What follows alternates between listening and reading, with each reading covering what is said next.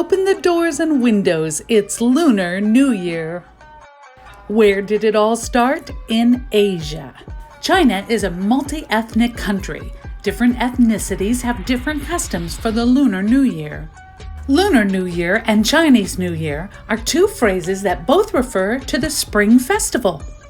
Celebrations last for 15 days.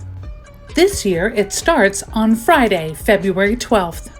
On January 1st, you might have celebrated New Year's Day, but the Lunar New Year is determined by the cycles of the moon. Over 1 billion people in China and millions around the world will celebrate the Lunar New Year, the most important of Chinese holidays. Usually, there are 12 lunar months in a Chinese calendar year. Cleaning your house means doing away with the old and preparing for the new.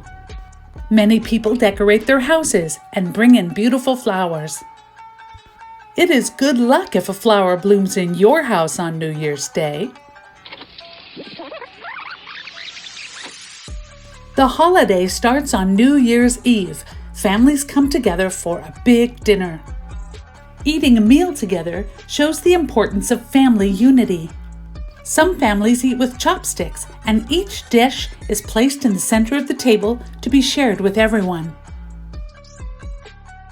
Eating dumplings means ushering in wealth and prosperity. If you find a dumpling with a special surprise inside, like a coin or candy, you will have the best of luck in the new year. People open their doors and windows. This lets the old year out and welcomes in the new year. People also set off firecrackers and light sparklers. The firecrackers make a loud bang to scare away evil spirits. Fireworks light up the sky too. What a beautiful, colorful way to welcome the new year. On New Year's Day, there are festivals in many communities. Groups of people dress up in long dragon costumes and dance through the streets. The dragon, an animal from Chinese mythology, represents strength and brings good luck. Every Chinese New Year parade ends with one. It's fun to dress up like a dragon. Every child wears brand new clothes from head to toe on New Year's Day. Lunar New Year is a time to honor traditions. It's a chance for old and young to gather together. Lanterns are suspended from storefronts and homes, and doorways are decorated with glass beads and colored lamps.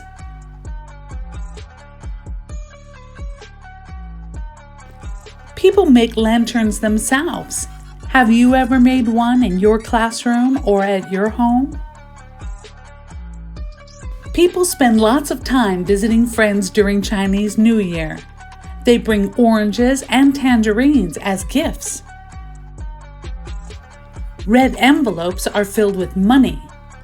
This is a chance for the older generation to give something special to the younger generation.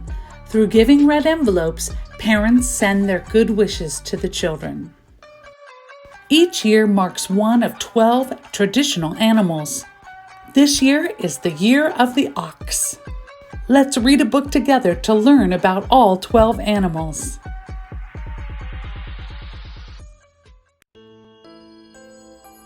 Long ago, in a very ancient China, there were no years or days or hours. So how did they measure time? Let's find out by reading this beautifully illustrated retelling of the Chinese zodiac story. This book is called The Great Race.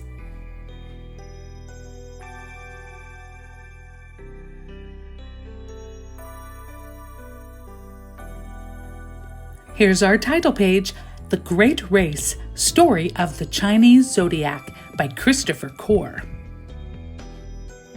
Long ago, in very ancient China, there were no years or days or hours. The sun rose and fell without anyone knowing how much time had passed, as there was no way of telling. One day, the Jade Emperor realized that he did not know how old he was. We must have a way of measuring time, he thought. So he gathered all the animals in the kingdom together and said, Tomorrow there will be a great race. The first 12 animals to cross the river will each have a year named after them. All the animals wanted to win this wonderful prize.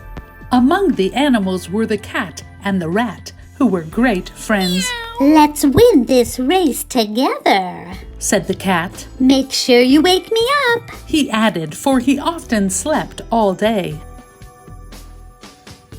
In the morning, the rat pushed, tickled, and shouted, but it was impossible to wake the cat.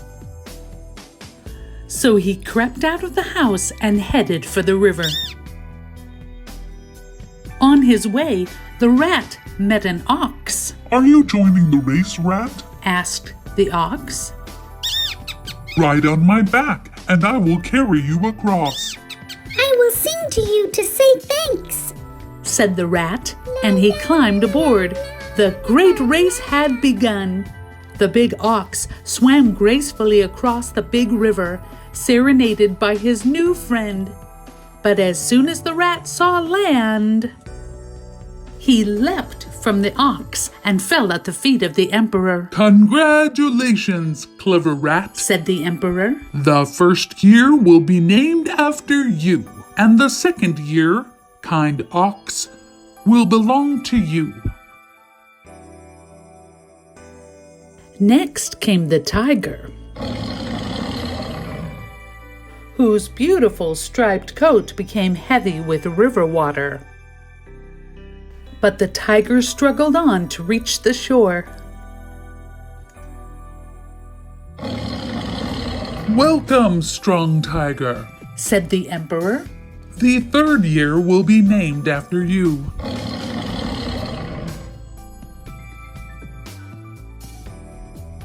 The rabbit didn't like the water.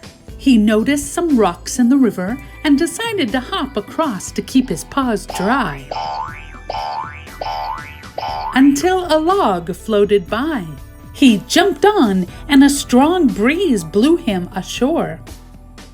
The fourth year is named after the lucky rabbit, said the emperor. A magnificent dragon was the fifth to cross the river. Do you see how the emperor and all the other animals are waiting by the river?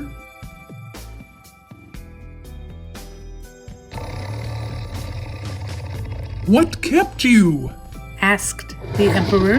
The land and the people were thirsty, so I had to make rain for them. Explained the dragon. And then I noticed a rabbit trying to cross the river, so I blew a log in his direction and guided him to shore. Well, warm-hearted dragon, said the emperor, the fifth year will belong to you. Next, a galloping horse making waves and splashes appeared on the shore. But just as he was shaking the water from his long mane, a snake slithered from his leg. The horse jumped back in fright, and the crafty snake claimed the sixth place.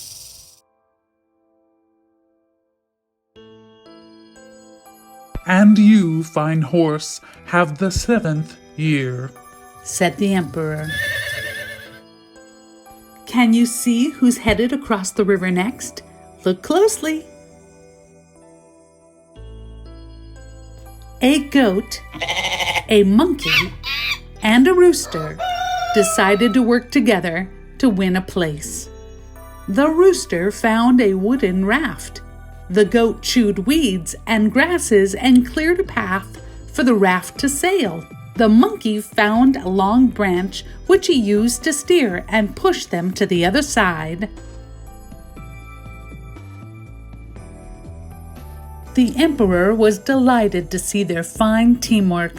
The eighth year will be the goats, the ninth year, monkeys, and the 10th, roosters, he said.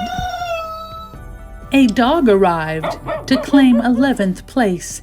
He was a strong swimmer and could have arrived earlier, but he was too busy chasing sticks and splashing in the water. The 11th year will belong to the playful dog, called the emperor. As the moon was rising in the evening sky, the emperor heard a loud squealing and screeching. It was a large pig who finally emerged from the river. I'm so sorry I'm late, Emperor, but I found some delicious apples by the riverbank, and then I found a pool of mud, and then I fell asleep. Be that as it may, said the emperor. the 12th and final year will be the year of the pig. The great race is over, said the emperor. Let us celebrate. But just then, there came a terrible howling from the reeds. It was the cat, looking wet and bedraggled and very, very cross. He saw the rat sitting with the emperor and shouted, "You were supposed to wake me, you rat! I will never forgive you!" The cat was so angry that the rat fled for his life. And through the first 12 years that passed, and the 12 years after that, and all the many years leading up to this day, rats have always fled from cats. The end.